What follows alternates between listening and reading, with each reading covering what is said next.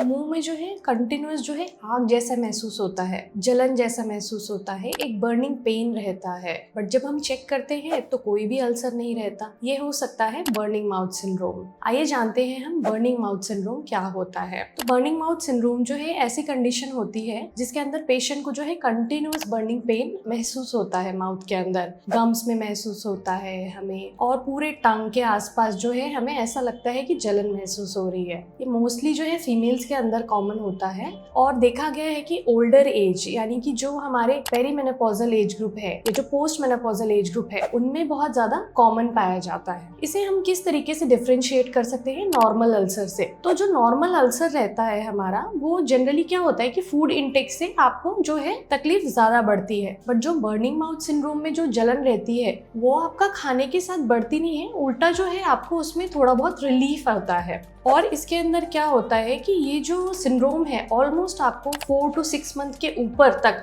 कई सारे ट्रीटमेंट लेने के बावजूद जो है आपको जो जलन जो है कंटिन्यूअस महसूस होते ही रहता है। इसका एज सच एक कोई कॉज नहीं है, बट मल्टीफैक्टोरियल कॉजेज हैं इसके अंदर। तो आइए जानते हैं कि क्या क्या कॉजेज जो है इसको कंट्रीब्यूट कर सकते हैं। तो हमने देखा है कि पेरीमेनोपॉजल ग्रुप में ये काफी ज्यादा कॉमन है। तो इसमें क्या होता है कि जो ईस्ट्रोजन लेवल्स होते हैं वो कम हो जाते हैं और उसकी वजह से क्या होता है म्यूकोजल एट्रोफी होने की वजह से बर्निंग सेंसेशन होता है पेशेंट को। इसके अलावा क्या होता है कि कई बार जो डायबिटिक पेशेंट्स हैं उनमें एसोसिएटेड पेरिफेरल न्यूरोपैथी की वजह से पेशेंट को बर्निंग, टिंगलिंग ऐसा डिस्कम्फर्ट माउथ में महसूस होता है। कई बार जो है जो हमारे मल्टीविटामिन्स हैं उनकी डेफिशिएंसी की वजह से भी ये होता है। और इसके अलावा जो है न्यूरोसाइकेट्रिक डिसऑर्डर्स में भी एसोसिएटेड होते हैं, जैसे कि डिप्रेशन, एंजाइटी, मूड डिसऑर्डर्स। इन सब में भी जो है बर्निंग माउथ सिंड्रोम की कंप्लेंट पेशेंट कर सकता है। अगर आपको डेंटल कुछ इश्यूज हैं, डेंटल जो आपके माल अलाइंड हैं या कुछ पुअर जो आपके डेंटल फिटिंग्स हैं उनके वजह से हो सकता है, कुछ ओरल इन्फेक्शंस हैं उनसे ये एग्रावेट हो सकता है, और कई सारी फूड एलर्जीज से भी ये चीज प्रेसिपिटेट हो सकती है।